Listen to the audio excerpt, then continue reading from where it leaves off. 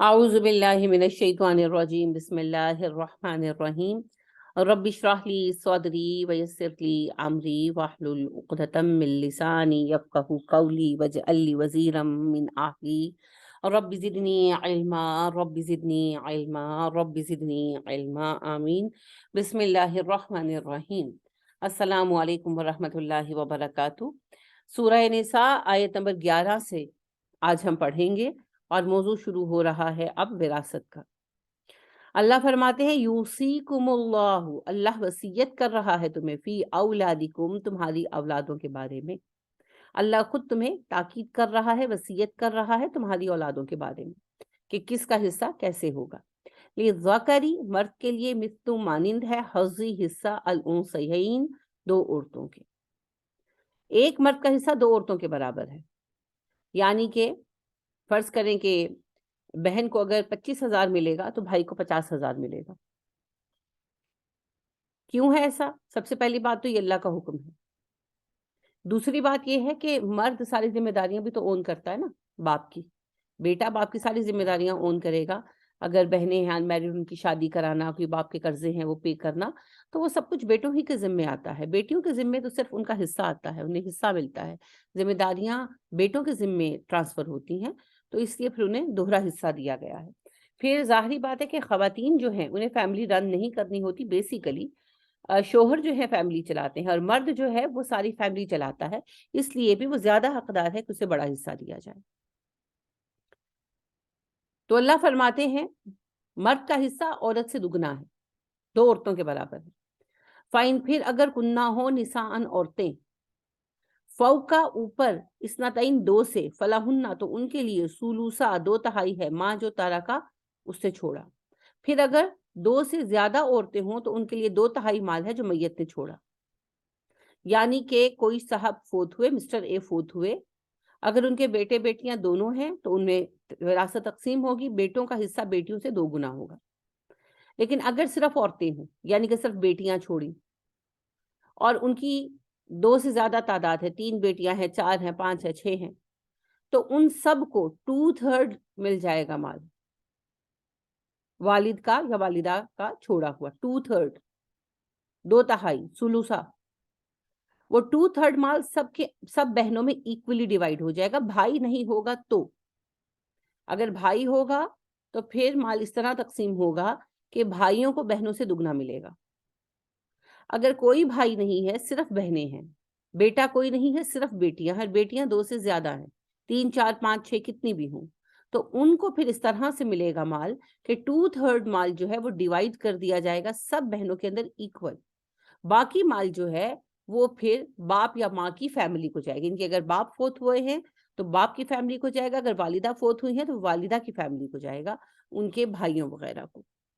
وائن، اگر کانت ہو واحدتن، ایک ہی عورت، فلاح النصف، تو اسے آدھا ملے گا۔ اگر ایک ہی بیٹی ہے تو پھر آدھی جائیداد بیٹی کو چلی جائے گی، باپ کی بھی اور ماں کی بھی۔ جو باقی آدھی بچے گی وہ باپ کی جائیداد باپ کی فیملی کو جائے گی، اور ماں کی جائیداد ماں کی فیملی کو جائے گی۔ ولی ابوئی ہی، اور اس کے ماں باپ کے لیے، لکلی، ہر ایک، واحدن، ایک، منہما، ان دونوں میں سے، السدس، چھٹا حصہ ہے، اور اس کے ماں باپ میں سے دونوں کے لیے چھٹا چھٹا حصہ ہے۔ یعنی کہ صرف بیٹیاں ہیں، بیٹا نہیں ہے۔ اب اگر ایک بیٹی ہے تو بیٹی کو آدھا مال ملے گا، اور اگر 2 سے زیادہ بیٹیاں ہیں تو پھر ان کو 2/3 ایکولی ان میں بانٹ دیا جائے گا۔ مال کا چھٹا حصہ ماں کو اور چھٹا حصہ باپ کو ملے گا، بیٹا نہ ہونے کی صورت میں۔ ان، اگر کانا ہے، لہو، اس کے لیے، ولدن، کوئی اولاد، ٹھیک ہے، ماں اور باپ کو چھٹا چھٹا حصہ مل رہا ہے کیونکہ اولاد، جو بچہ فوت ہوا وہ صاحب اولاد ہے، چاہے بیٹے ہو بیٹیاں ہو، اولاد تو ہے نا۔ فائن، پھر اگر لم نہ یکن ہو، لہو، اس کے لیے، ولدن، کوئی اولاد، اگر اس کی کوئی اولاد نہ ہو، وہ ورثہ ہو، اور وارث ہو اس کے ابواہ، ماں باپ، فلی امہ الثلث، تو ماں کے لیے تیسرا حصہ ہے۔ اچھا جی، اگر مرنے والے کی اولاد نہیں ہے تو اس کے براہ راست وارث اس کے ماں باپ ہیں، تو ماں کو تیسرا حصہ ملے گا۔ ایک بات یہاں سے پہلے سمجھ لیں، وارث ہوتے ہیں اولاد، ماں باپ اور میاں بیوی، یعنی میاں بیوی ایک دوسرے کے وارث ہیں، اولاد ماں باپ کی وارث ہے اور ماں باپ اولاد کے وارث ہیں. ماں باپ وفات پائیں گے، اولاد کو حصہ ملے گا. خدا نخواستہ اگر اولاد ماں باپ کی زندگی میں وفات پا جائے تو اولاد کی جائیداد سے ماں باپ کو حصہ ملے گا. اب فرض کریں کہ مسٹر اے فوت ہوئے، ان کے بچے بھی ہیں اور ان کے پیرنٹس بھی حیات تھے، تو پھر بچوں کو تو اس حساب سے ملے گا کہ بیٹا بھی ہے یا صرف بیٹیاں ہیں. اگر بیٹا بھی ہے بیٹیاں بھی ہیں تو بیٹوں کو ڈبل، بیٹی کو آدھا. اور اگر صرف بیٹیاں ہیں تو پھر دیکھا جائے گا کتنی بیٹیاں ہیں. اگر ایک بیٹی ہے تو اس کو جو ہے آدھی جائیداد ملے گی، اور زیادہ ہوں گی تو 2/3 جو جائیداد ہے وہ ان کے درمیان ایکولی ڈسٹریبیوٹ کر دی جائے گی، بانٹ دی جائے گی. اور اولاد چاہے بیٹیاں ہوں چاہے مکس ہوں والدین کو اولاد ہونے کی شکل میں چھٹا چھٹا حصہ ملے گا. اور اگر اولاد نہ ہو تو والدہ کو تیسرا حصہ ملے گا. تو ظاہر ہے کہ پھر والد کا ڈبل ہو جائے گا اولاد نہ ہونے کی صورت میں. فائن پھر اگر کانا ہو لہو اس کے لیے اخوتن بہن بھائی، فلی امی تو ماں کے لیے السدس چھٹا حصہ ہے، من بعدی اس کے بعد، وصیتن جو وصیت ہو پوری کی جائے، یوسی بہا جس کی گئی ہو وصیت، او یا پھر دینن قرض کی ادائیگی. پھر اگر مرنے والے کے بہن بھائی ہوں تو ماں کو چھٹا ہی حصہ ملے گا اس وصیت کو پوری کرنے کے بعد جو کی گئی ہو یا قرض ہو. یعنی کہ اگر مسٹر اے کے بچے نہیں ہیں تو والدہ کا حصہ 1/3 ہو جائے گا، ڈبل ہو جائے گا. لیکن اگر ان کے بہن بھائی موجود ہیں تو پھر وہ بھی وارث بن جائیں گے. بہن بھائی بیسیکلی وارث نہیں ہوتے، لیکن بے اولاد ہو اگر مرنے والا تو اس کے بہن بھائی وارث ہو جاتے. ڈسٹنٹ کنڈڈ ہیں، دور کے رشتہ دار ہیں، لیکن انہیں مل جائے گا مال اس صورت میں جب اولاد نہیں ہوگی. تو اگر اولاد نہیں ہے تو پھر والدہ کو وہی چھٹا حصہ ملے گا، ٹھیک ہے، والد کو بھی. لیکن سب سے پہلے مرنے والے کے مال سے قرض ادا کیا جائے گا اگر کوئی قرض ہے، اور اس کی وصیت پوری کی جائے گی. اگر اس نے کوئی وصیت کی ہے اسے پورا کیا جائے گا. اس کے بعد وراثت تقسیم ہوگی. ٹھیک، تو ابھی تک آپ نے کیا سمجھا؟ سب سے پہلے مرنے والے کے مال سے قرض ادا ہوگا، اس کے بعد اس کی کوئی وصیت ہے تو وہ پوری کی جائے گی، اس کے بعد جو باقی مال ہے وہ ورثاء میں تقسیم ہوگا. کیسے تقسیم ہوگا؟ اصل وارث ہے ماں باپ اور اولادیں. اگر ماں باپ وفات پا چکے ہیں تو صرف اولادیں، اولادیں ہیں تو اولادیں ہی وارث ہیں، کسی کا کوئی حق نہیں بنتا سوائے اولادوں کے اور ماں باپ کے. ماں باپ نہیں ہے تو صرف اولادیں حقدار ہیں. اب جو بچے ہیں اگر بیٹا بیٹیاں مکس ہیں، بیٹوں کو ڈبل ملے گا، بیٹیوں کو آدھا ملے گا. اگر بیٹا نہیں ہے اور صرف بیٹیاں ہیں تو پھر مال کا بڑا حصہ بیٹیوں کو جائے گا. اگر ایک بیٹی ہے اسے آدھی جائیداد دے دی جائے گی. اگر بیٹیاں زیادہ ہیں تو پھر 2/3 جائیداد ان کے درمیان ایکولی بانٹ دی جائے گی، اور جو باقی مال ہے وہ جائے گا باقی فیملی کو. اگر والدین حیات ہے تو اولاد ہونے کی شکل میں والدین کو چھٹا حصہ ملے گا. اگر اولاد نہیں ہے تو والدہ کا 1/3 ہو جائے گا اور والد کا ظاہر اس سے ڈبل ہو جائے گا. لیکن اگر اولاد ہے تو پھر ان کا 1/6 جو ہے وہ حصہ ہے. اور اگر مرنے والے کے بہن بھائی ہوں، اولاد نہ ہو، بہن بھائی ہوں، تو پھر بہن بھائیوں کو حصہ جائے گا اور والدین کا حصہ بھی پھر 1/6 ہی رہے گا. یہ ہوپ فلی آپ کو کلیئر ہو گیا ہوگا. اللہ فرماتے ہیں وَآبَاؤُكُمْ تمہارے باپ، وَأَبْنَاؤُكُمْ اور تمہارے بیٹے، لا تدرون تم نہیں جانتے، ایہم کون ہے، اقرب زیادہ قریب لکم تمہارے لیے، نفعاً نفع کے اعتبار سے. تمہارے باپ تمہارے بیٹے ان میں سے کون تمہارے لیے زیادہ نفع بخش ہے تم نہیں جانتے. یعنی کہ کسی کی حمایت نہ کرو. ہوتا ہے نا کوئی بچہ زیادہ عزیز ہوتا ہے، آپ اس سے زیادہ پیار کرتے ہیں، آپ کا دل چاہتا ہے میں میکسیمم اس کو دے دوں، تو اللہ کہتے ہیں نہیں، تم نے ڈنڈی نہیں مارنی، سب کو ان کا پورا حصہ دینا ہے. تمہیں نہیں پتا کہ تمہارے نفع کے لیے کون زیادہ بہتر ہے، کون تمہارے حق میں زیادہ اچھا ہے. لہٰذا کسی کو زیادہ مت دو، وراثت کے قوانین کے مطابق ہی سب کو دو.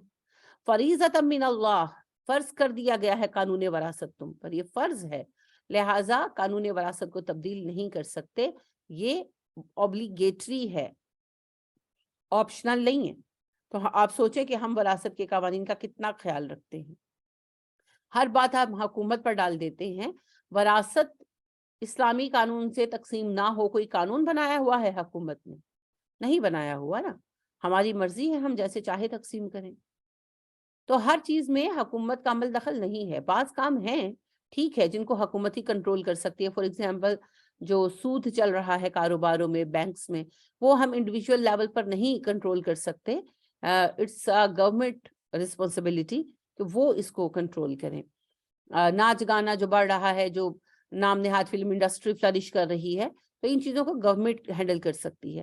لیکن جو ہماری ذاتی زندگی کے مسائل ہیں، پردہ کرنا ہو گیا، نماز میں ریگولر ہونا ہو گیا، اپنے معاملات میں اچھا ہونا ہو گیا، اور وراثت کے قوانین، شادی بیاہ کی رسمیں، ان میں تو حکومت کا کوئی لینا دینا نہیں ہے، مگر ہم ان کو اپنانے کو تیار ہی نہیں ہیں.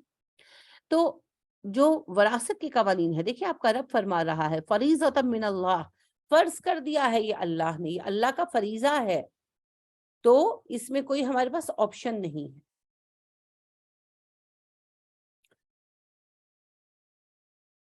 ان اللہ، بے شک اللہ، کانا علیمن حکیمہ، علم اور حکمت والا ہے.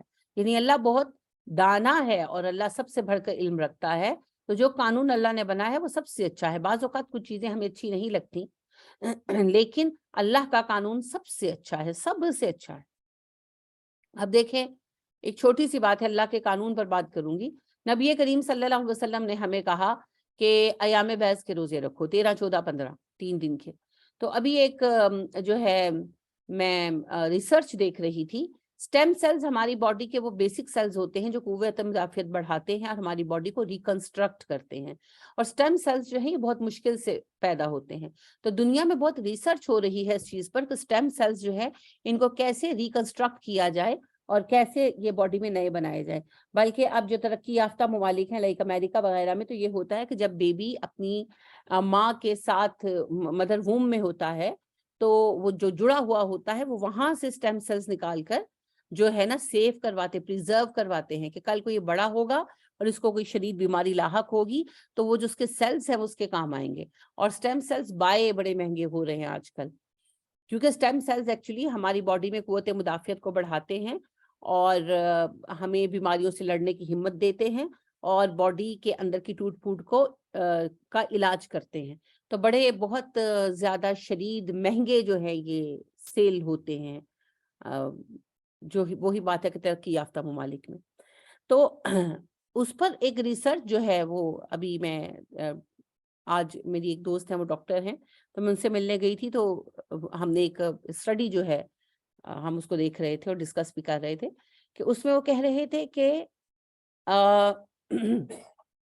امریکن نیشنل ہیلتھ انسٹیٹیوٹ کی یہ اسٹڈی ہے کہ اگر ونس ان اے منتھ کوئی 3 days کنٹینیوسلی فاسٹنگ کرے فور 14 to 18 hours، تو تھرڈ ڈے میں اس کی باڈی میں یہ سٹیم سیلز جو ہیں وہ ری جنریٹ ہونے شروع ہو جاتے ہیں.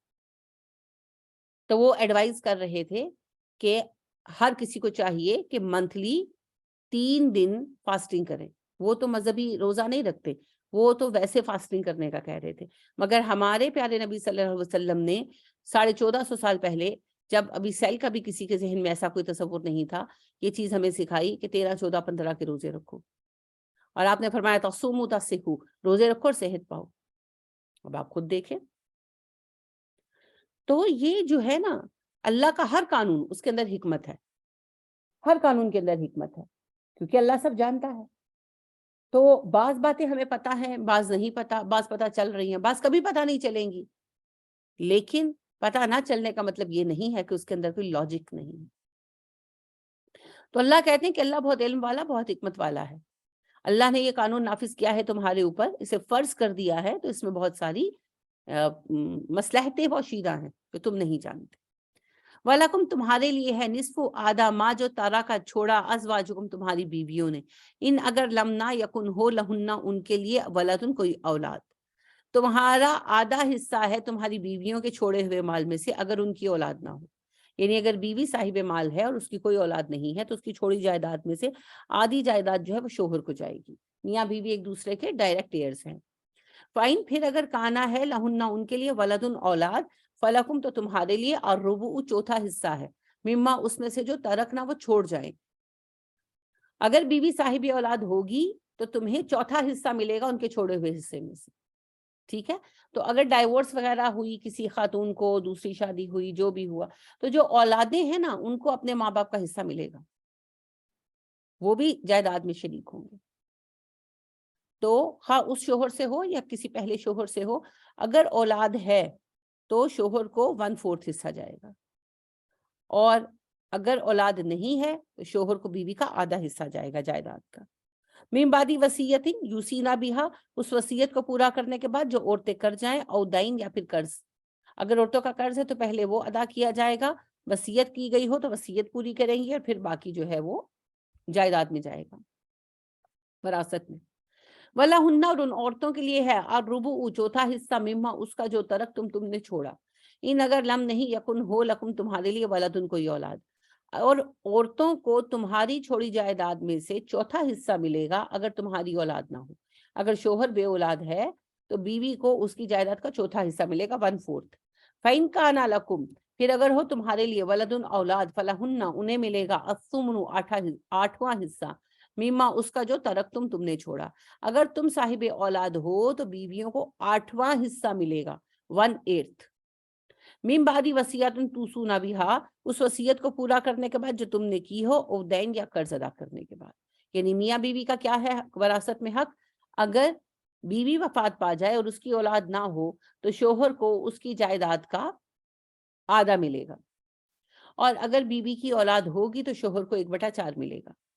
शोहर मर जाए तो बीवी को, अगर शोहर की औलाद नहीं है तो 1/4 मिलेगा, और अगर शोहर की औलाद है तो बीवी को 1/8 मिलेगा।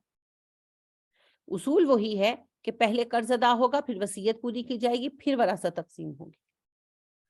वाइन, और अगर काना है रजुलुन कोई मर्द, यूरसु जिसकी मीरास ली जा रही है, कलालतन कलाला, अविमरातुन या कोई औरत। कलाला कहते हैं जी जिसका कोई डायरेक्ट वारिस जिंदा ना हो। डायरेक्ट वारिस कौन होते हैं? डायरेक्ट वारिस होते हैं माँ बाप और बच्चे और शोहर, और शोहर के लिए बीवी। अब माँ बाप भी नहीं है और बच्चे भी नहीं हैं और मियाँ भी नहीं है, और अगर मर्द है तो बीवी भी नहीं है, तो उसका डायरेक्ट वारिस तो कोई भी नहीं है ना।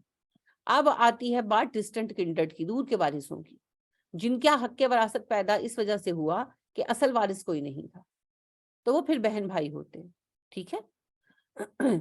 वला हो उसके लिए अखुन एक भाई हो और उख्तुन या एक बहन हो, फलिकुल्ली हर एक के लिए वाहिदिन उनमें से मिनहुमा उन दोनों की असुदुसु छठा हिस्सा है।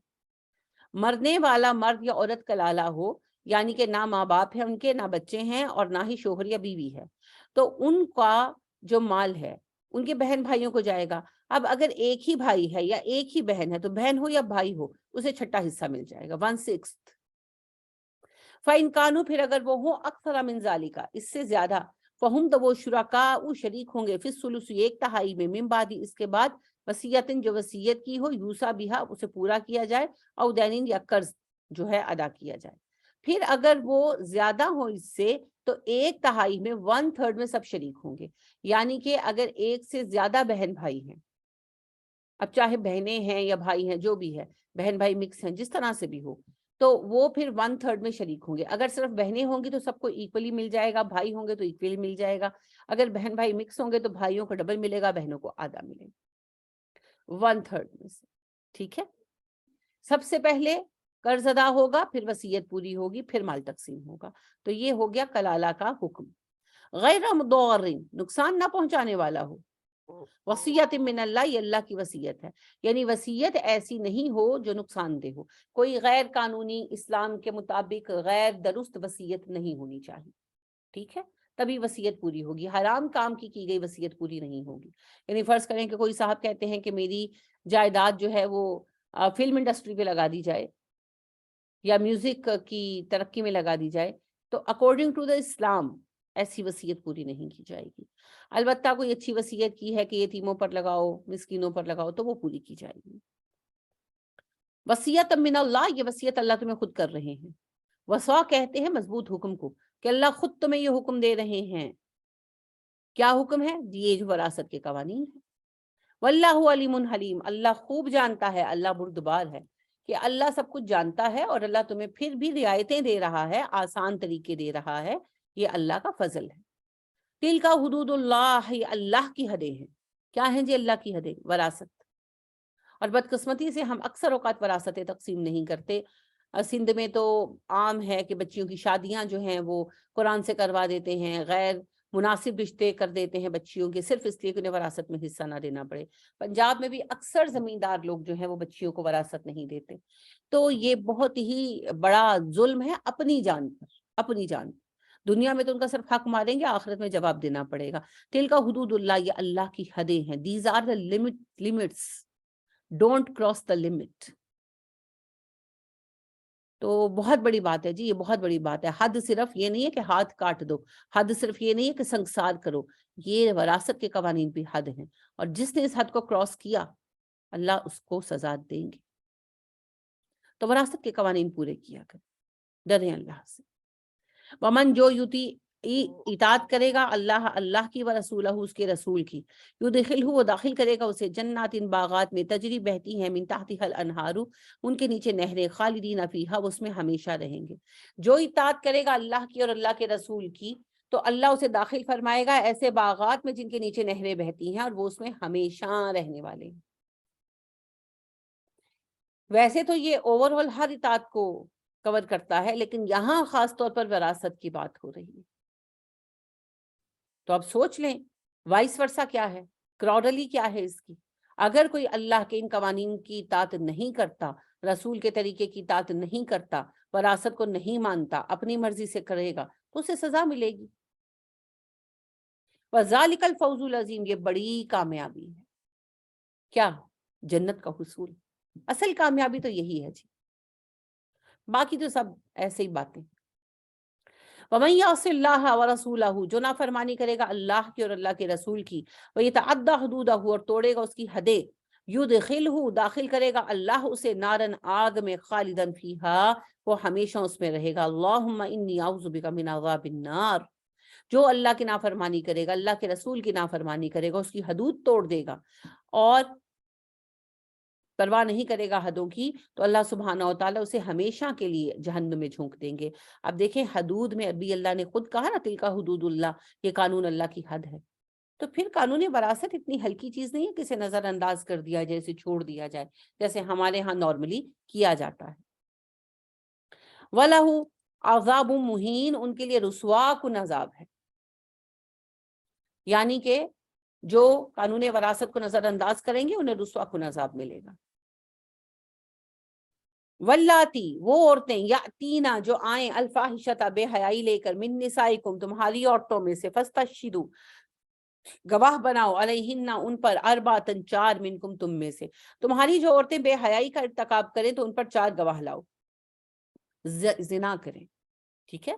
فائن، پھر اگر شہیدو، وہ گواہی دے، فامسکوہن، روک دو ان کو گھروں میں، فی البیوت، ان کے گھروں میں، حتی، یہاں تک کہ یتوفاہن، فوت کر دے انہیں، الموت، موت، او یجعل اللہ، یا بنا دے اللہ، لہن، ان کے لیے، سبیلاً، راستہ۔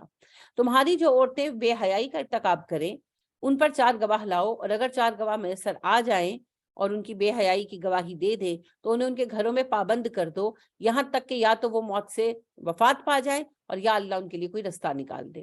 یعنی کہ اللہ نے یہ قانون دیا، یہ ابتدائی قانون تھا، یہ آیا 3 ہجری میں، پھر 5 ہجری میں سورہ نور آ گئی اور اصل قانون آ گیا زنا کا۔ تو اللہ سبحانہ و تعالیٰ نے ایکسیپٹنس پیدا کروائی، یہ تدریج ہے، کیونکہ ایسا معاشرہ تھا جیسا آج یورپ کا معاشرہ ہے، کہ عربوں کا جو معاشرہ تھا وہ ایسا ہی معاشرہ تھا، آؤٹ آف میرج سیکس ہے تو کوئی بات نہیں، آفٹر میرج ہے، بیفور میرج ہے، شادی شدہ لوگوں کے افیئر چل رہے ہیں، تو اسی طرح کا معاشرہ تھا جیسا میں نے کہا نا یورپ کا ہے آج۔ کوئی باحیا تھا تو اپنی مرضی سے تھا، ورنہ افیئرز عام تھے۔ پھر لوگ مسلمان ہو گئے ماشاءاللہ، مسلمان ہونے کے بعد یہ معاملات اس طرح تو نہیں رہے ڈیفینیٹلی، لیکن ظاہری بات ہے کہ ابھی ویسا ماحول پیدا ہونے میں کچھ ٹائم تو لگنا تھا نا، تو کہیں کوئی بری بات سامنے آ ہی جاتی تھی۔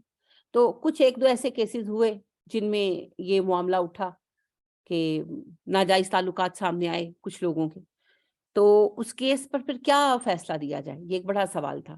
تو اللہ نے ابتدائی فیصلہ نافذ کیا کہ جو عورتیں اس جرم کا ارتکاب کریں انہیں گھروں میں قید کر دیا جائے جب تک وہ مر نہ جائیں یا پھر اللہ ان کا کوئی فائنل ڈیسیژن نہ دے دے. ٹھیک ہے. گواہ 4 چاہیے جی، اور یہ گواہ عام گواہ نہیں ہو سکتے. آج کل تو گواہ کا کوئی سٹیٹس ہی نہیں ہے. لوگ گواہ خرید لیتے ہیں اور ججوں کو بھی پتا ہوتا ہے، وکیلوں کو بھی پتا ہوتا ہے کہ یہ بکاؤ گواہ ہے، مگر پھر بھی گواہیاں قبول ہو جاتی ہیں. تو ایسے نہیں ہے. اسلام میں گواہ کا سٹیٹس بڑا سخت ہے. گواہ کے لیے ضروری ہے پہلی بات حدود کے مقدمات میں اسپیشلی، جن میں سے زنا بھی ایک حدود کا مقدمہ ہے، کہ گواہ مسلمان ہوگا. حدود کے علاوہ مقدمات ہوں تو غیر مسلم کی گواہی بھی چلے گی، مگر حدود کے مقدمات میں گواہ مسلمان ہوگا، عاقل ہوگا، بالغ ہوگا، اور لوگ اس کو جھوٹا نہیں مانتے ہوں گے. یعنی لوگوں میں عمومی رائے اس کے بارے میں اگر آپ جا کر پوچھیں کہ کیسا بندہ ہے تو وہ یہ نہیں کہیں گے کہ جھوٹا ہے. ہوتا ہے نا کہ ہم کسی کے بارے میں کہتے ہیں بھئی فلاں نے مجھے یہ بات بتائی ہے، تو آگے سے جواب ملتا ہے رہنے دو، اس کی چھوڑو، اس کی بات کا کیا بھروسہ ہے. تو ایسی رائے لوگوں میں نہیں ہونی چاہیے. لوگ اسے سچا مانتے ہیں، اس کا بھروسہ کرتے ہیں. دوسری بات اس میں یہ کہ اس نے کوئی گناہ کبیرہ کبھی سر عام نہ کیا ہو. یعنی پوشیدہ تو کسی کی کوئی گواہی نہیں دے سکتا نا، سر عام کھلے میں اس نے گناہ کبیرہ نہ کیا. اب گناہ کبیرہ کیا ہے؟ نماز کا ترک کرنا گناہ کبیرہ ہے، فرض روزہ چھوڑنا گناہ کبیرہ ہے، بے پردہ پھرنا گناہ کبیرہ ہے. تو اب آپ اس پیمانے پر جب دیکھیں گے تو آپ دیکھیں گے کہ آج کے معاشرے میں تو گواہ ڈھونڈنا ہی بہت مشکل ہے. اب انہیں ڈھونڈ چراغ رخ زیبا لے کر. تو ایسا گواہ جو مسلمان ہو، عاقل ہو، بالغ ہو، لوگ اس کو سچا مانتے ہوں اور اس نے کبھی اعلانیہ گناہ کبیرہ نہ کیا ہو. یہ 5 جس میں کیریکٹرسٹکس ہوں گی، وہی کریڈیبلٹی پر پورا اترے گا گواہی کے. کوئی اس کے سوا نہیں. No one can give provide شہادہ except that criteria. ٹھیک ہے.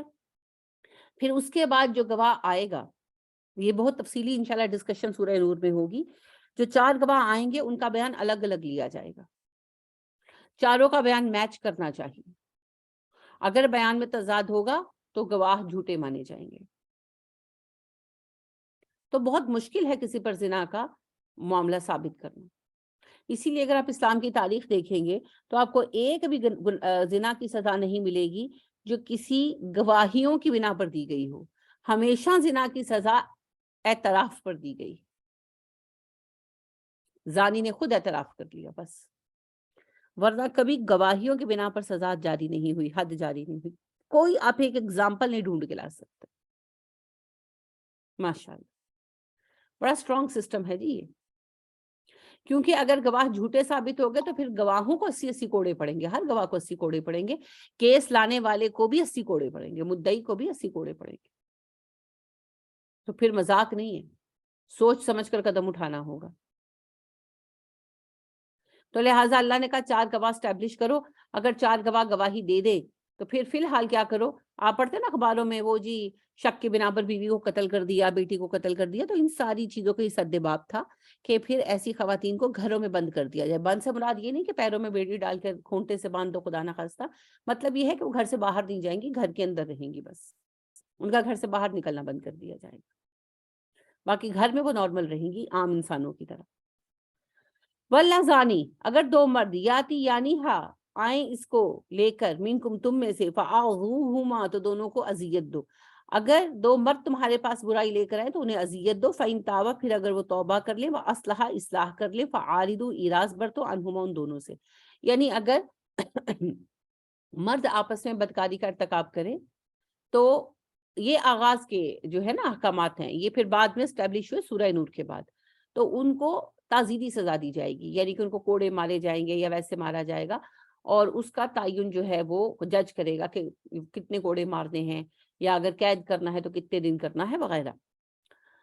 پھر اگر وہ دونوں توبہ کر لیں اور اپنی حرکتوں سے باز آ جائیں تو انہیں نظر انداز کر دو، یعنی کہ انہیں ایک چانس دو، ایک موقع دو. ان اللہ کان توابا رحیما، اللہ بہت توبہ قبول کرنے والا، بہت مہربان ہے۔ انما التوبۃ علی اللہ، بے شک توبہ قبول کرنا ہے اللہ کے ذمے، للذین، ان لوگوں کے لیے، یعملون، جو عمل کرتے ہیں، السوء، برائی کا، بجہالت، نادانی سے۔ توبہ اللہ انہی کی قبول کرتا ہے جو غلطی سے، نادانی سے گناہ کر بیٹھتے ہیں۔ ثم، پھر یتوبون، توبہ کر لیتے ہیں، من قریب، جلد ہی، جیسے ہی انہیں احساس ہوتا ہے غلطی کا، وہ فوراً توبہ کر لیتے ہیں۔ فَأُولَئِکَ، یہی وہ ہیں، یتوب اللہ، مہربان ہوتا ہے اللہ علیہم، ان پر، یہی وہ لوگ ہیں جن پر اللہ مہربان ہوتا ہے۔ وَقَانَ اللَّهُ عَلِيمًا حَكِيمًا، اللہ علم و حکمت والا ہے۔ یعنی توبہ کا اصول کیا ہے کہ ایک تو گناہ پلان کر کے نہ کیا جائے، غلطی سے ہو جائے، اور اگر کوئی گناہ ہو گیا، بعض اوقات پلان سے بھی کر ہی لیتے ہیں، تو اگر کوئی گناہ ہو گیا تو جب احساس ہوا کہ مجھ سے غلطی ہو گئی، اس سے توبہ کر لی، تو ایسے لوگوں کی توبہ اللہ قبول فرماتے ہیں۔ وَلَيْسَتِ التَّوْبَةُ لِلَّذِينَ، نہیں ہے توبہ ان لوگوں کی، يَعْمَلُونَ السَّيِّئَاتِ، جو برے عمل کرتے ہیں، یعنی کہ ایسے لوگوں کی توبہ قبول نہیں ہوگی جو استغفار کی تسبیحیں تو پڑھتے ہیں مگر گناہ نہیں چھوڑتے، اس کو کرتے ہی رہتے ہیں۔ حتیٰ یہاں تک کہ اذا، جب حضر آتی ہے، احدہم الموت، ان میں سے کسی کی موت، جب ان میں سے کوئی مرنے لگتا ہے، کالا، کہتا ہے، انی تبت الآن، اب میں توبہ کرتا ہوں، یعنی کہ زندگی بھر توبہ نہیں کی، ڈیتھ بیڈ پر پڑے ہیں تو کہتے ہیں استغفر اللہ، ہم نے توبہ کی۔ وللذین، اور نہ ان لوگوں کی توبہ ہے، یموتون، جو مر جاتے ہیں، وہم کفارن، حالت کفر میں، یعنی جس نے زندگی بھر گناہ نہیں چھوڑا، ڈیتھ بیڈ پر لیٹ کر کہتا ہے اب میں باز آتا ہوں، اللہ کہتے ہیں ان کی کوئی توبہ نہیں ہے، اور نہ ہی ان کی توبہ ہے جو کافر مر گئے۔ ٹھیک ہے، اولئک اعتدنا لہم عذابا علیما، یہ وہ لوگ ہیں جن کے لیے ہم نے دردناک عذاب تیار کر رکھا ہے۔ تو توبہ میں جلدی کرنی چاہیے۔ یا ایھا الذین آمنو، اے ایمان والو، لا، نہیں، یحلوا، حلال، لکم، تمہارے لیے، ان کے تریثو، تم وارث بنو، النساء، عورتوں کے، کرہن، زبردستی۔ اے ایمان والو، تمہارے لیے جائز نہیں کہ تم عورتوں کے وارث بن جاؤ زبردستی۔ ایک خاتون کے شوہر جو ہے وہ فوت ہو گئے اور ان کے چچا نے ان کی بیٹیوں کا گارڈین بننا چاہا، وہ اس کے لیے راضی نہیں تھی، بچیاں بھی راضی نہیں تھی، مگر چچا جو ہیں وہ سختی پر آمادہ ہو گئے۔ ظاہر ہے ان کا مقصد تھا یہ کہ بھئی بچیاں جو ہیں وہ میں اپنے بیٹوں سے بیاہ دوں اور بھائی کی جائیداد میرے پاس آ جائے۔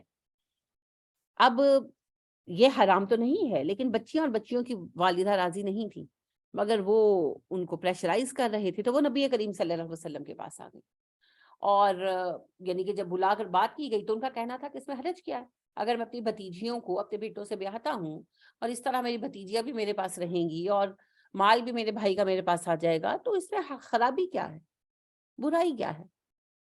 اب اصل مسئلہ کیا تھا، بچی اور ان کی والدہ وہاں شادی نہیں چاہتی تھی، کوئی بھی ریزن رہی ہوگی، تو اللہ سبحانہ و تعالیٰ نے پھر آیتیں اتاری، حلال نہیں ہے کہ تم ان پر اکراہ کرو، انہیں مجبور نہیں کرنا۔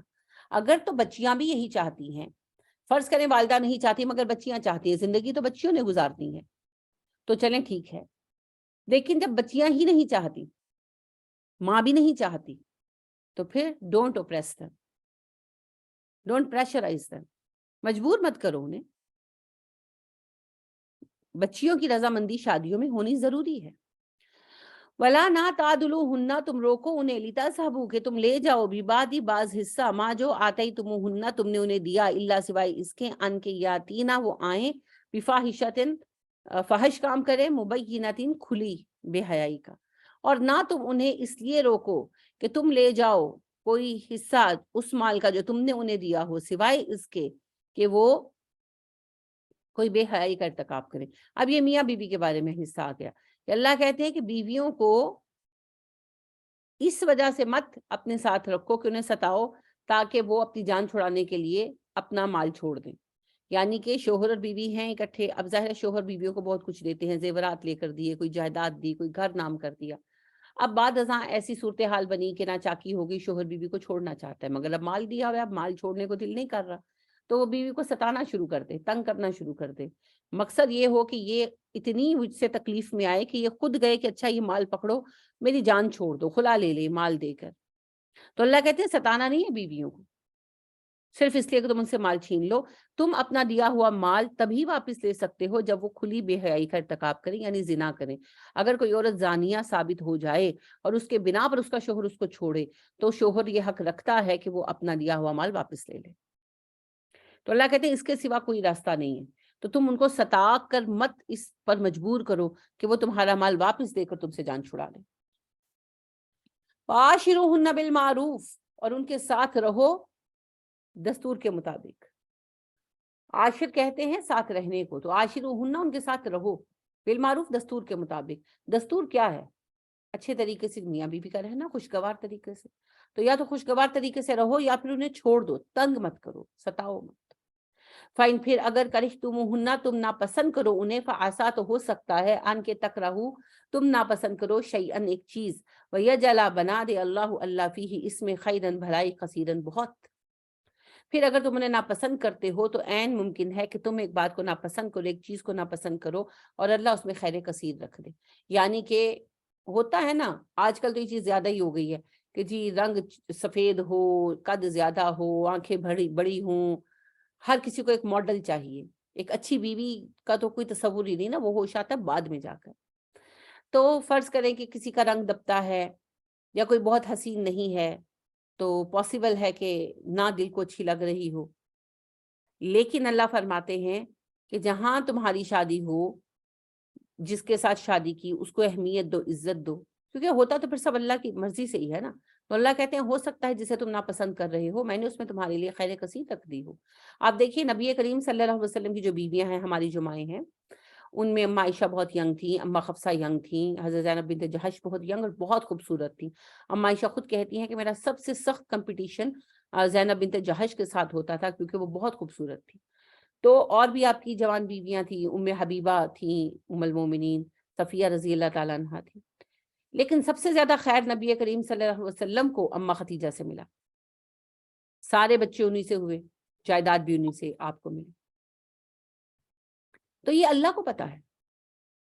لہٰذا اللہ کہتے ہیں کہ ہو سکتا ہے کسی کو تم کسی وجہ سے اتنا پسند نہ کرو، مگر اللہ نے اس نے خیر کثیر رکھ دی ہو. تو ایک اگر بات پسند نہیں، دو باتیں پسند نہیں، تو چار باتیں پسندیدہ بھی تو ہوں گی. تو نفرت کو ہٹا کر، ضد کو ہٹا کر دیکھیں گے تو بہت سارے خیر کے پہلو ملیں گے. وَإِنْ اور اگر تم فیصلہ کر ہی لو، پختہ ارادہ کر لو، استبدالہ بدل دینے کا، زوجن بیوی کو مکان زوجن دوسری بیوی سے، یعنی کہ شادی ہوئی، اللہ پہلی وصیت تو یہ کر رہے ہیں کہ ٹائم دو بیوی کو. اگر تمہیں اس کی کوئی بات پسند نہیں آ رہی، نہیں تم اتنا خوش محسوس کر رہے، تو بھی اسے تھوڑا ٹائم دو. ہو سکتا ہے وقت کے ساتھ تم دیکھو کہ اس میں بہت ساری خیر ہو. لیکن ظاہر ہے فیصلہ تو انسان نے کرنا ہے، اللہ نے اختیار دیا ہے. تو اللہ کہتے ہیں اگر تم نے ڈیسائیڈ ہی کر لیا ہے کہ تم نے اسے نہیں رکھنا، اسے طلاق دینی ہے، دوسری شادی کرنی ہے، دین گو فار اٹ. لیکن وہ آتے ہی تم دے دیا ہو تم نے، احداہن ان میں سے کسی ایک کو، قنطارن ڈھیروں مال، خزانہ. قنطرہ کہتے ہیں 100 کلو وزن کو، قنطرہ پل کو بھی کہتے ہیں، دور سے نظر آتا ہے. تو قنطار اصل میں خزانے کو کہتے ہیں، ڈھیروں ڈھیر مال. تو اگر تم نے کسی کو خزانہ دے دیا ہو، فلا نہ تاخذوا تم لو منہ اس میں سے شیئن واپس کچھ بھی. تو اگر تم نے فیصلہ ہی کر لیا بیوی کو طلاق دے کر دوسری شادی کرنے کا تو کر لو، لیکن تم اپنی بیوی کو خزانہ بھی دے چکے ہو تو اس میں سے کچھ واپس نہ لو، شیئن ایک چیز بھی واپس نہ لو. ہمارے یہاں تو طلاق دیتے ہیں تو مار پیٹ کر نکال دیتے ہیں اور ساری چیزیں چھین لیتے ہیں. یہ مومن کا طریقہ نہیں ہے. جو کچھ دیا ہے سب کچھ بیوی کا ہے، اس میں سے کچھ واپس نہ لے. اللہ نے کہا شیئن ایک چیز واپس نہ لے. اتاخذونہ کیا تم واپس دو گے، بہتانن بہتان لگا کر، اسم مبینہ اور کھلا گناہ کما کر. کیا تم بہتان لگا کر لوگے اور کھلا گناہ کما کر لوگے؟ یعنی there are two ways to take them back. یا تو تم الزام لگاؤ کہ فاحشہ ہیں، انہوں نے زنا کیا جو انہوں نے نہیں کیا، صرف مال واپس لینے کے لیے.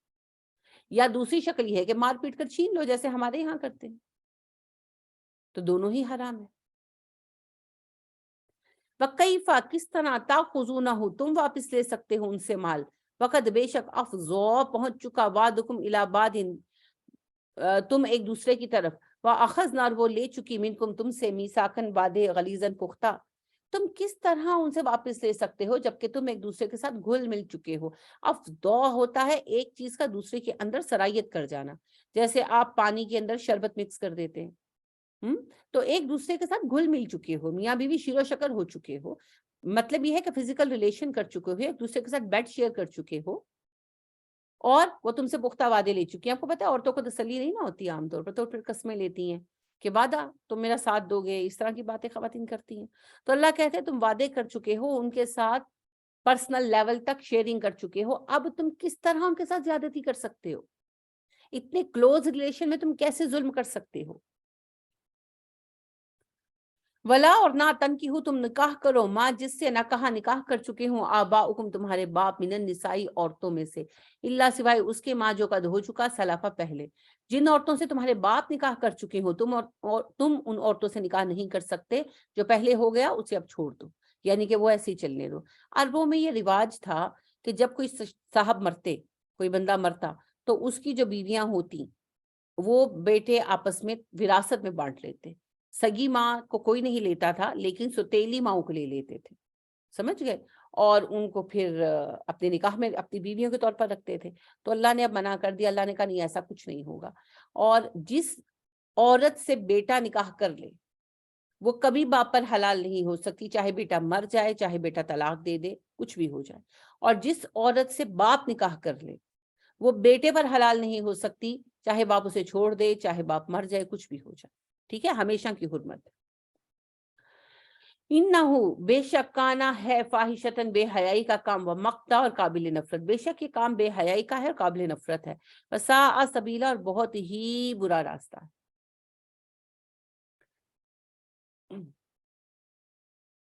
حرمت حرام کر دی گئی علیکم تم پر امہاتکم تمہاری مائیں، تم پر حرام ہے تمہاری مائیں، اپنی مائیں، ستیلی مائیں، رضائی مائیں، پھوپھیاں، خالائیں، نانیاں، دادیاں، اوپر تک سب مائیں. وبناتکم تمہاری بیٹیاں، پھر بیٹیاں چاہے سگی ہوں، چاہے ستیلی ہوں، چاہے رضائی ہوں، اور بھتیجیاں اور بھانجیاں، اور پھر نواسیاں اور پوتیاں، اور نیچے تک سب بیٹیاں.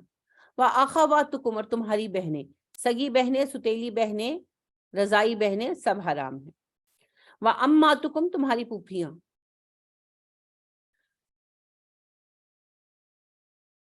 وَخَالَاتُكُمْ تمہاری خالائیں، وَبَنَاتُ الْأَخِي بھائی کی بیٹیاں، بھتیجیاں. اب چاہے وہ ستیلے بھائی کی جو ہے بھتیجی ہو، بیٹی ہو، میں وَبَنَاتُ الْأُخْتِ اور بھانجی. ستیلا بھائی یعنی بے شک ماں ایک ہو یا باپ ایک ہو، نہ دونوں ماں باپ ایک ہو، تب بھی یہی معاملہ رہے گا. وَأُمُّهَاتُكُمْ تمہاری مائیں، اللاتی وہ جنہوں نے ارضعناکم تمہیں دودھ پلایا، رضائی مائیں. وَأَخَوَاتُكُمْ مِنَ الرَّضَاعَةِ اور تمہاری بہنیں جو رضاعت سے ہوں، دودھ شریک بہنیں. دودھ شریک ماں اور دودھ شریک بہنیں اسی پر حرام ہوں گی جس بچے کو دودھ پلایا گیا، باقیوں پر حرام نہیں ہوں گی. وَأُمَّهَاتُ نِسَائِكُمْ اور تمہاری بیویوں کی مائیں، ساسیں، وائس ورثہ، بہوؤں کے لیے سسر. وَرَبَائِبُكُمْ تمہاری ربیبائیں، ربیبہ کہتے ہیں اس بچی کو جو کسی عورت کے پہلے شوہر سے ہو. ٹھیک ہے، جیسے ام سلمہ رضی اللہ تعالیٰ عنہ کی بچے تھے، بچیاں تھیں ابو سلمہ سے، تو نبی کریم صلی اللہ علیہ وسلم سے جب نکاح ہوا تو وہ بچے نبی کریم صلی اللہ علیہ وسلم کے ربیب و ربیبہ ہوئے. اللاتی وہ جو فی حجورکم تمہاری گودوں میں ہیں، من نسائکم تمہاری بیویوں میں سے، اللاتی وہ عورتیں دخل تم بہنہ جن کے ساتھ تم فزیکل ریلیشن کر چکے ہو. جن بیویوں کے ساتھ تم نے نکاح کیا اور پھر فزیکل ریلیشن ہو گیا، ان عورتوں کی بیٹیاں پہلے شوہروں سے بھی جو ہیں وہ تم پر حرام ہے، ان کی ستیلی بیٹیاں بھی حرام ہیں. فائن پھر اگر لم نہ تکونو تم ہو دخل تم بہنہ ان سے فزیکل ریلیشن نہ کیا ہو، فلا جناح علیکم تو تم پر گناہ نہیں. یعنی اگر کسی عورت کے ساتھ نکاح کیا اور پھر طلاق دے دی، رخصتی سے پہلے یا رخصتی ہوئی بھی فزیکل ریلیشن نہیں ہوا اور طلاق دے دی، تو ایسی صورت میں حرمت قائم نہیں ہے. ٹھیک ہے، is it clear to you کہ اگر میاں بیوی کا فزیکل ریلیشن ہوا ہے تو ستیلے بچے بچیاں حرام ہوں گے، اور اگر فزیکل ریلیشن نہیں ہوا، صرف نکاح ہو کر طلاق ہو گئی، تو پھر ستیلے بچے بچیاں حرام نہیں ہوں گے، رشتہ ہی نہیں بنا. ٹھیک ہے، پیپر میرج کی کوئی ویلیو نہیں ہے اسلام میں. وَحَلَائِلُ اور بیویاں ابنائکم تمہاری بیٹوں کی، الذین وہ جو من اصلابکم تمہاری پشتوں سے ہو، اور وہ بہویں جو تمہارے بیٹوں کی بیویاں ہوں جو تمہارے سگے بیٹے ہوں. اسلاب سے مراد اصل میں یہ بتانا مقصود ہے کہ منہ بولے بیٹے نہیں ہوں گے, اڈاپٹیڈ بیٹے نہیں ہوں گے, ورنہ جو بیٹے ہیں ستیلے وہ بھی اس میں شامل ہیں, اور رضائی بیٹوں کی بیویاں بھی شامل ہیں. وَأَن, اور یہ کہ تجمعوا, تم جمع کرو, بین الاختین, دو بہنیں, اور یہ بھی حرام ہے کہ ایک بندہ اپنے نکاح میں دو سگی بہنیں جمع کرے. ٹھیک ہے, سگی بہنیں بھی جمع نہیں ہو سکتی, ماں بیٹیاں بھی جمع نہیں ہو سکتی, خالہ بانجی, پھپھو بھتیجی بھی جمع نہیں ہو سکتی, نانی نواسی, دادی پوتی بھی جمع نہیں ہو سکتی. تو اس کو آسان یوں سمجھاتے ہیں ہمارے جیورسٹ کہ دو ایسی عورتیں ایک مرد کے نکاح میں بیک وقت جمع نہیں ہو سکتی جن میں سے اگر ایک مرد ہوتا تو ان کا باہمی نکاح کبھی ممکن نہ ہوتا. ٹھیک ہے, الا ما قد سلف, سوائے اس کے جو پہلے گزر چکا, کہ جو پہلے نکاح ہو گیا اب ان کو باقی رہنے دو, لیکن اب نہیں کرنا. ان اللہ کان غفور الرحیما, اللہ بخش دیتا ہے, اللہ مہربان ہے. الحمدللہ, الحمدللہ. کلی عبادی انی انا الغفور الرحیم, میرے بندوں سے کہہ دیجئے میرے بارے میں بہت بخش دیتا ہوں, بہت مہربان. الحمدللہ. جی, آج کا موضوع وراثت تھا اور حرام رشتوں کے متعلق تھا. اگر کوئی سوال ہو, کوئی کنفیوژن ہو, پلیز پوچھ لیجئے. You may ask.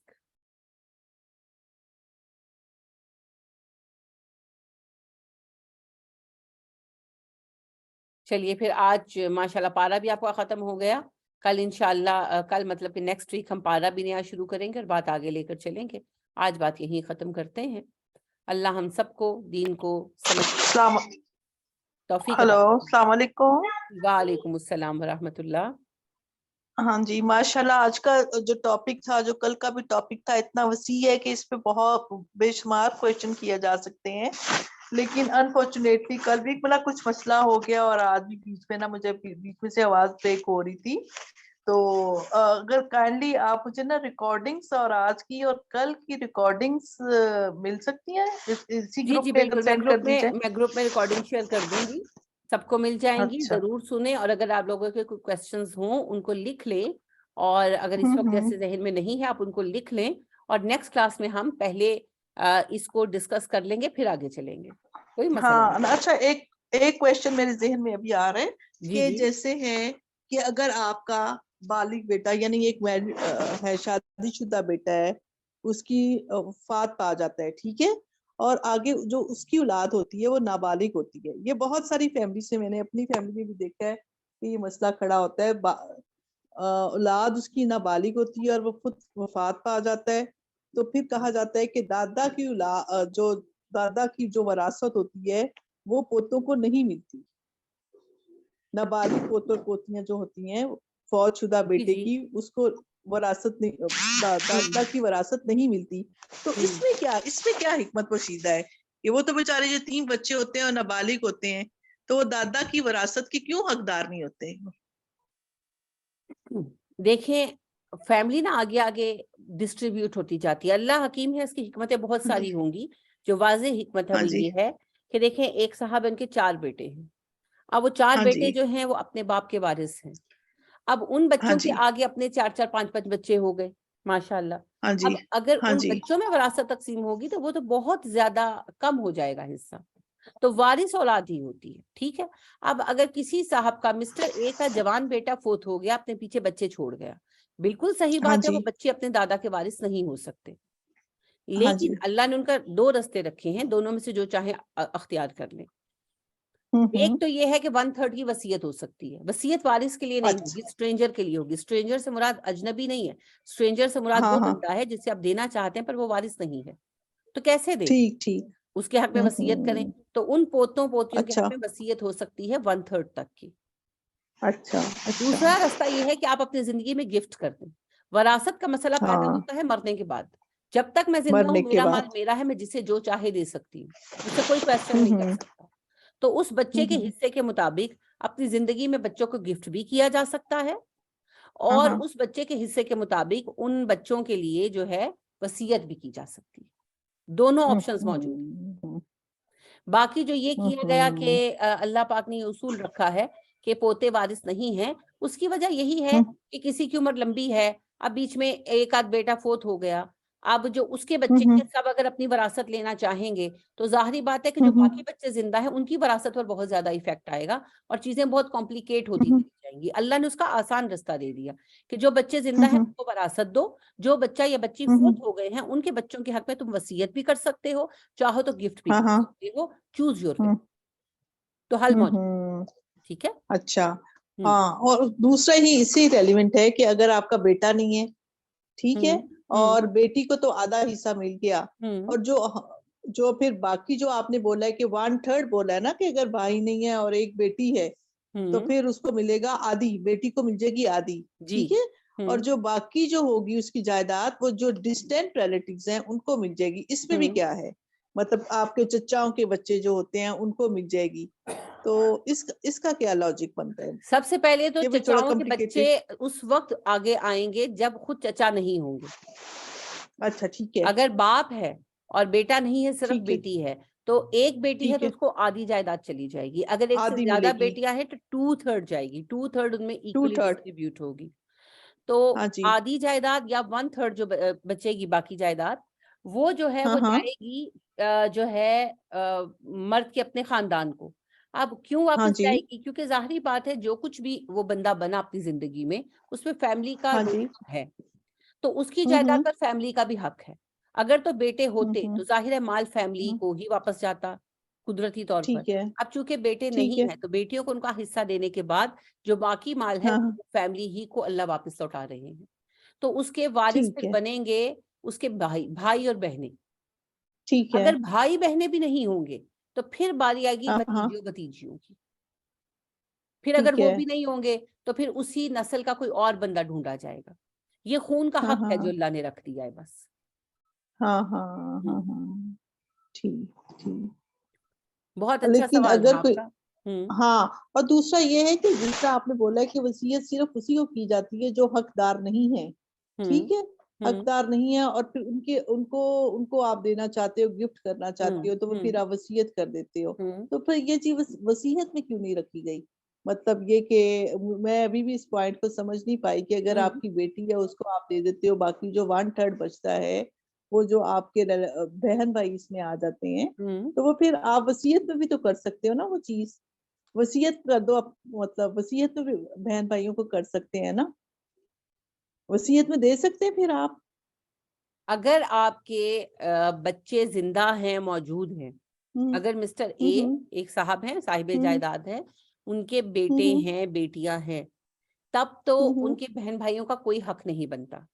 ہاں, تب وہ لیکن بہن بھائیوں وصیت کے میں لیے کر وصیت سکتے کر ہیں, سکتے ہیں. وصیت کر اگر وہ سکتے کسی ہیں, بہن بھائی کو وصیت, کچھ دینا چاہتے ہیں تو وہ ان کے لیے وصیت ٹھیک کر ہے, سکتے ہیں. لیکن ٹھیک ہے, اگر کسی صاحب کا بیٹا نہیں ہے تو ظاہر ہے آدھی جائیداد یا ایک حصہ جائیداد کا ان کو جانا ہی ہے, جانا ہے. اور ہاں اگر بالکل, ان کی اولاد ہی نہیں ہے تب تو ساری جائیداد ہی تقریباً بیوی کا حصہ نکال کر اس کو فیملی کو ہی چلی جانی ہے.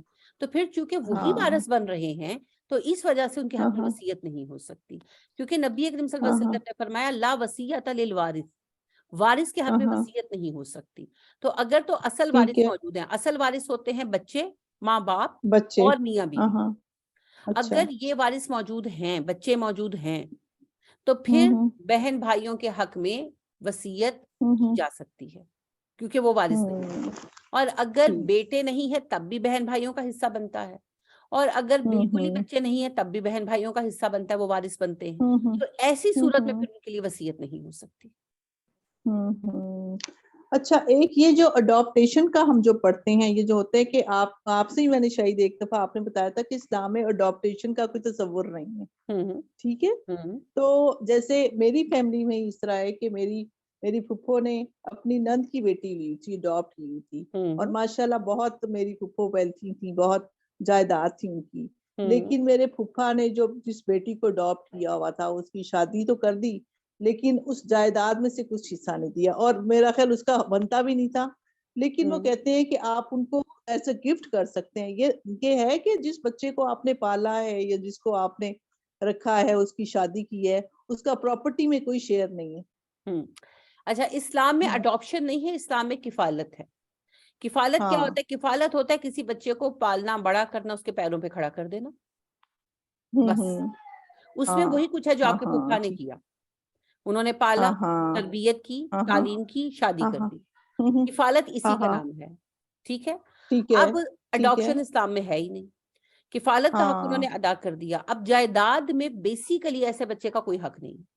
اپنی ہاں محبت سے کوئی کچھ ہاں دینا چاہے تو دے سکتا ہے, ہاں ٹھیک وصیت ہے بھی کر ٹھیک سکتے ہے ہیں اس کے لیے, گفٹ ہاں بھی کر سکتے ہاں ہیں, ہاں لیکن ان دونوں چیزوں کا ہاں تعلق ہماری اپنی مرضی سے ہے نا. مرضی تو سے محبت سے ہے دیا ٹھیک ہے جاتا ہے. اگر میرا دل چاہے گا ہاں تو ہاں دوں گی, نہیں چاہے گا تو نہیں دوں گی. تو نہیں دیں اگر گی اگلے کا دل نہیں چاہتا, وہ سوچتا ہے, ہر ہوں انسان کو حق ہے کہ وہ سوچتا ہے کہ میرا ہوں مال میرے پھر بھائیوں کو جائے, ان کے بچوں کو جائے, کسی اجنبی کو کیوں ہاں جائے, لیٹ سپوز. کیوں تو جائے اس میں کوئی حرج بھی نہیں. ٹھیک ہے. لیکن اور آپ نے اگر وہ جس کو چاہے کہ میں دوں تو دے سکتے ہیں. دے سکتے ہیں ہوں. ٹھیک ہے, لیکن جس بچی کو کفالت کی گئی ہے اس کے اپنی ماں بھی مالدار ہے, باپ ہے, بہن بھائی ہیں, اب وہ اس بچی کو دینے کو تیار نہیں ہے کہ تمہیں ہم نے دے دیا تھا بچپن میں, تمہیں حوالے کر دیا تھا وہ کسی اور ظلم کے. کر رہے ہیں, وہ ظلم کر رہے وہ ہیں, ظلم کر رہے وہ ہیں, ظلم وہ کر رہے ظلم ہیں. کر رہے ہیں. بچی کو آپ ہاں کسی کی یہ کفالت میں دے دیں گے, دے سکتے ہیں, ہاں اس میں کوئی اعتراض کی بات نہیں ہے. حالات کی تنگی کے بنا پر کسی بھی سبب سے, یعنی کہ تنگی کی ہاں بنا ہاں پر یا کسی کے خیال کرتے ہوئے دے دیا ہے, تو اس سے ہاں اس کا ہاں کوئی حق ختم نہیں ہوتا. اس کی وراثت, اس کا ہاں نسب, سب کچھ وہیں پہ رہے گا. اور جب بھی ہاں وراثت ہاں تقسیم ہوگی اس بچے کو اس کا حق ملے گا. ہوں اگرچہ جن ہاں لوگوں نے اس کو کفالت میں لیا ہو یا اڈاپٹ کیا ہو, وہ اپنی جائیداد اس کو دے بھی ہوں دیں, لیٹ سپوز کہ اس کے لیے وصیت کر دیں یا اس کو گفٹ کر دیں, تب بھی اس ہاں کا ہاں حق ادھر ختم نہیں ہوتا. ہاں اسے اس ہاں کا حق ادھر سے ملنا چاہیے, اور وہ اس کا حق ہے. ہاں اس کو نہ دینا اس کے ساتھ ہاں ظلم ہے. ہاں بالکل اس طرح. اب جیسے میری پھپھو کی مطلب وفات پا گئی ہیں کوئی 2 سال پہلے, ٹھیک ہے, میری پھپھو کی اپنی اولاد نہیں تھی, انہوں نے یہی اپنی نند کی بیٹی لے کے جو پالی تھی وہ تھی, اور میرے پھپھا نے پھر سیکنڈ میرج کر دی تھی, ان کی اپنی اولاد تھی. اب میری جو پھپھو کی جائیداد تھی ان پہ کیا ان کے جو بہن بھائیوں کا تو حق بنتا ہے نا. بالکل ہاں اس بالکل. طرح یہ بالکل آپ نے جب جیسے کہا ہے, اور اگر جو مرد. ایک خاتون جن کی اولاد نہ ہو ہاں وہ جی وفات پا جائیں, ان کے والدین بھی ہاں نہ ہوں, تو ہاں ان ہاں کے شوہر کا حصہ نکلے گا اور ہاں جی بہن بھائیوں کا. اور اگر شوہر بھی نہ ہو تو ہاں پھر بہن بھائیوں کو ہی جائے گا. اسی جب طرح بہن ایک بھائیوں مرد کو. جن کی اولاد نہ ہو اور ماں باپ بھی نہ ہاں ہو, جی ان کا بیوی کو حصہ جائے گا ان کی جائیداد میں سے اگر بیوی ہے, اور باقی بہن بھائیوں کو چلا جائے گا. اور اگر ہاں بیوی بھی جی نہیں ہے ہاں تو جی آٹومیٹکلی پھر سارا بہن بھائیوں کو چلا جائے گا. ہاں جی ہاں جی. اچھا تھوڑا سا یہ خلا کا بھی ہو گیا. ایک تو ڈائیورس کا آپ نے بولا ہے کہ طلاق ہو جائے تو پھر آپ بیوی کو جو مرضی دو, مطلب بیوی جو لینا چاہ رہی ہے. اور یہ ہمارے بالکل ویسٹرن کنٹریز میں ایک بیوی کو ڈائیورس دے کے آپ پھنس جاتے ہو, وہ ساری جو پراپرٹی ہوتی ہے وہ بیوی کو ملتی ہے. یہ آپ کو نہیں, بھی پتا اسلام ہوں نے گے ایسا باہر کے. نہیں رکھا. نہیں بالکل آپ صحیح کہہ رہی ہیں, اسلام نے ایسا نہیں رکھا. اسلام میں کسی ہاں پر ہاں ظلم نہیں ہے.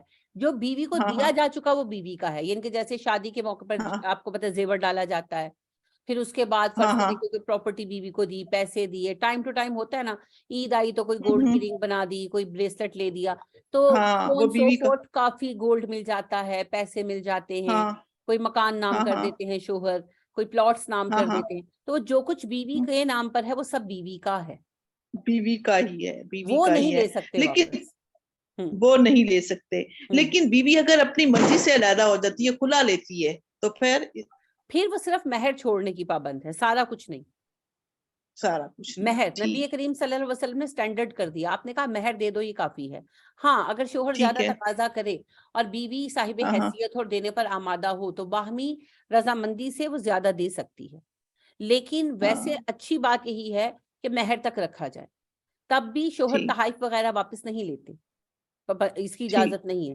وہ آپس میں سیٹلمنٹ ہوگی ٹھیک. جس کی منیمم مقدار مہر ہے اور ہاں میکسیمم ہاں بیوی کی حیثیت اور رضامندی کہ یعنی کہ بیوی کتنے پر آمادہ ہو جاتی ہے. ٹھیک ٹھیک. بہت شکریہ, جزاک اللہ. بارک اللہ بہت فیک, سارے آپ کا پوائنٹس. شکریہ. ہاں ہاں آپ نے اتنے اچھے سوال بالکل. پوچھے, اور سوال پوچھنے ہاں سے جی باتیں زیادہ اچھی سمجھ آتی ہیں. زیادہ اچھی سمجھ آتی ہیں, اور بارک ہمیں اللہ. عمل کرنے کی بھی توفیق دے, ہمیں عمل کرنے انشاءاللہ کی بھی توفیق انشاءاللہ دے. ہاں انشاءاللہ ہاں بالکل. سیکھیں گے, جانیں گے تو انشاءاللہ کہیں نہ کہیں انشاءاللہ اللہ کسی حد تک تو ہم سے کروا ہی لے گا انشاءاللہ. انشاءاللہ انشاءاللہ. انشاءاللہ. جی, اور کسی کی کوئی بات؟ روحان, آپ نے آج اور کل کا لیکچر جو ہے وہ اپلوڈ میں نے یعنی کہ کل کا کر دیا, آج کا بھی کر دوں گی, آپ نے وہ پلیز شیئر کر دینا ہے. جی باجی انشاءاللہ. انشاءاللہ. چلیے آپ سب کو اللہ اپنی امان میں رکھیے اور بہترین جو ہے کامیابیاں دے. ایک خاص مقصد پہ کام کر رہی ہوں, کل اس کے سلسلے میں ایک اہم میٹنگ ہے, دعا کیجئے گا اللہ کامیابی بھی دے اور درست فیصلوں کی توفیق بھی دے انسٹیٹیوٹ کے اعتبار سے. پھر انشاءاللہ اگر اللہ کے حکم سے کام ہو گیا تو پھر آپ کو بتاؤں گی انشاءاللہ. انشاءاللہ اللہ تعالیٰ بہت برکت دے اور آسانی کرے. ہم نے اپنے ادارے کو رجسٹر کرانے کے لیے جو ہے وہ کر دیا ہوا ہے, فائل جمع کروا دی ہے. Work is in process now. اب آپ دیکھیں کتنا ٹائم لیتے ہیں گورنمنٹ کے انسٹیٹیوٹ, تو آپ سب نے دعا کرنی ہے کہ جلدی ہو جائے اور آسانی سے ہو جائے. آپ نے اگر ایک ڈانس اکیڈمی کھولنی ہے, دیئر آر نو فارمیلٹیز, لیکن اگر آپ نے قرآن اکیڈمی کھولنی ہے, there are so many formalities. تو اب ہم نے ساری فارمیلٹیز پوری کر کے فائنلی فائل سبمٹ کروا دی ہے. تو اب پروسیس میں تو پڑ جائے گی منڈے سے, لیکن اب دیکھیں پروسیس کتنا ٹائم لیتا ہے, دعا کیجیے گا. اچھا, ایک اور اہم بات یہ ہے کہ ہمیں نام چینج کرنا پڑا کیونکہ البرکہ کے نام سے آلریڈی 3-4 ادارے تھے, اور ایک نام جب رجسٹرڈ ہو تو اس کو دوسرا ٹیک اوور نہیں کر سکتا. ہم نے کافی کوششیں کی کہ ہم اسپیلنگ میں بی ڈبل کر دیتے ہیں یا کچھ بھی, بٹ نہیں ہو سکا. تو پھر ہم نے نام چینج کیا. میں نے نام حب القرآن رکھا ہے, حب القرآن, ٹھیک ہے. اور آپ نے روحان ایک پوسٹ بنانی ہے پراپر انگلش اور اردو دونوں میں, اور یہ آپ نے میرا کام آج کل میں کر دینا ہے, جس میں آپ نے پوری بات مینشن کرنی ہے کہ ہم نے رجسٹریشن کے لیے اپلائی کیا ہے. اور البرکہ کا نام چونکہ آلریڈی 3 مختلف انسٹیٹیوٹس کو الاٹڈ تھا پاکستان کے پروونسز میں, تو ہمیں الاٹ نہیں ہو سکا, تو اس لیے پھر ہمیں نام چینج کرنا پڑا, اور البرکہ کا نام اب جو ہے وہ حب القرآن ہے. باقی سارا جو لوگو وغیرہ وہی رہے گا, نام حب القرآن ہو جائے گا, ٹھیک ہے. تو آکے میں اس کو سب میں پوسٹ کر دوں اور اس کے بعد پھر ہم نام چینج کرتے ہیں. جی بچے انشاءاللہ میں کر دیتی ہوں آج رات تک انشاءاللہ. تو آپ سب نے دعا کرنی ہے. بہت سوچ کر میں نے اس کا نام حب القرآن رکھا ہے, اور اللہ واقعی قرآن کو ہمارا حبیب بنا دے اور ہمارے دلوں کی بہار بنا دے. آمین. میں یہی کہنے لگی تھی, بہت پیارا نام ہے, میٹھا سا. میٹھا سا. اور میں نے بہت دن سوچا, یقین کرو بہت دن سوچا, اور مجھے پھر بات یاد آئی کہ چودھری رحمت علی نے پاکستان کیسے سوچا ہوگا کہ میں بہت زیادہ سوچتی رہی اور اللہ سے بہت دعا مانگتی رہی کہ اللہ کوئی اچھا نام ہو. بہت سارے آپشنز تھے, مگر کوئی میرے دل کو ٹچ نہیں کر رہا تھا البرکہ کی طرح. میں نے البرکہ نام بھی بہت سوچ کر رکھا تھا, یعنی کہ اس کی بیسک پر رکھا تھا. البرکہ کہتے ہیں اونٹ کے سینے کے چوڑے حصے کو, جس پر اونٹ اپنا سارا وزن ڈال کر کھڑا ہوتا ہے. تو میں نے اسی کی وجہ سے اس ادارے کا نام برکہ رکھا تھا کہ قرآن ہی تو وہ چوڑا حصہ ہے جس پر اسلام کی عمارت کھڑی ہوگی. تو میں نے بہت سوچ کر یہ نام رکھا تھا, لیکن اللہ کو ہمارے لیے منظور نہیں تھا. تو پھر میں نے کہا اللہ مجھے اس سے بہتر نام دے, کمپرومائز نہیں کرنا مجھے. تو بہت سوچنے کے بعد پھر بس ایسے میں بیٹھی ہوئی تھی اور ایک دم ایسے دماغ میں ہوا حب القرآن. اور پھر مجھے اور 1-2 اس سے پہلے جو نام مجھے پسند آئے یا میں نے سوچے وہ سب لوگ لے کے رکھے جا چکے تھے. پھر حب القرآن الحمدللہ ایک تو یہ میرے دل کو بہت ٹچ کیا, اور اس کو بھی میں نے سوچ کر رکھا کہ قرآن کی محبت جب تک دلوں میں نہیں ہوگی تب تک دین کی محبت اور ترقی دونوں ہی ممکن نہیں ہے.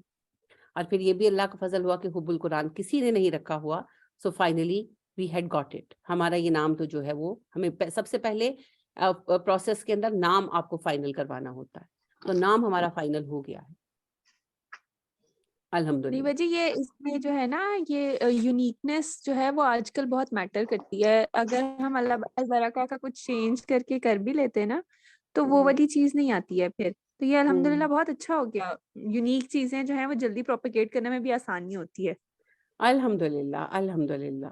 بس اب دعا آپ سب نے کرنی ہے, اور میری بہت خواہش ہے. پچھلے سال سے اس سال تک بہت سفر طے ہوا ہے, اور میں چاہتی ہوں کہ بس اب ظاہری بات ہے, it's not an emotional thing, it's a serious thing کہ I have crossed by 40s. تو اب جو آخری اننگ ہے میں اسے بھرپور کھیلنا چاہتی ہوں اپنے مدرسے کی پچ پر. تو بس اللہ اس کو وہ کامیابی اور وہ عروج دے کام کے اعتبار سے جس کا خواب میں نے دیکھا ہے، اور ہمارے لیے صدقہ جاریہ کہ ایک ایسا سلسلہ بنے کہ ہم کیا ہماری نسلوں کو اس سے نفع ہے. باجی آپ کے خواب سے بھی زیادہ. آمین آمین ثم آمین. اللہ ہمیں خیر کا وہ دروازہ کھول دے کہ جس کی وسعت ہمارے خوابوں کو بھی پیچھے چھوڑ جائے. آمین آمین. ثم آمین. تو آپ سب نے دعائیں کرنی ہے بہت زیادہ انشاءاللہ. ٹھیک ہے روحان، انشاءاللہ یہ آپ نے کام کرنا ہے تاکہ اب میں سب کو بتا دوں، تاکہ رمضان سے پہلے ہم اپنا لوگو وغیرہ سب کچھ چینج کر لیں. جی باجی میں انشاءاللہ آج رات تک آپ کو سینڈ کر دیتی ہوں اور گروپس میں بھی کر انشاءاللہ دیتی انشاءاللہ انشاءاللہ. بارک اللہ فیک. سب خوش رہیں، آباد رہیں، آسانیاں پائیں، آسانیاں دینے والے بنیں، اور ایک حقیقی مومن بنیں. کیونکہ مومن کیسا ہوتا ہے؟ المؤمن حین لین سہل کریم. تو ان چاروں صفتوں کا حامل اللہ ہمیں بنا دے، جھکے ہوئے، نرم مزاج، آسان لوگ اور اپروچیبل. اللہ ہمیں ایسا ہی بنائے جیسا وہ ہمیں دیکھنا چاہتا ہے، اور قیامت کے دن ہم اپنے رب کریم کے سامنے سرخرو ہوں. آمین ثم آمین. انشاءاللہ اب اگلے ہفتے ملیں گے. السلام علیکم ورحمۃ اللہ وبرکاتہ.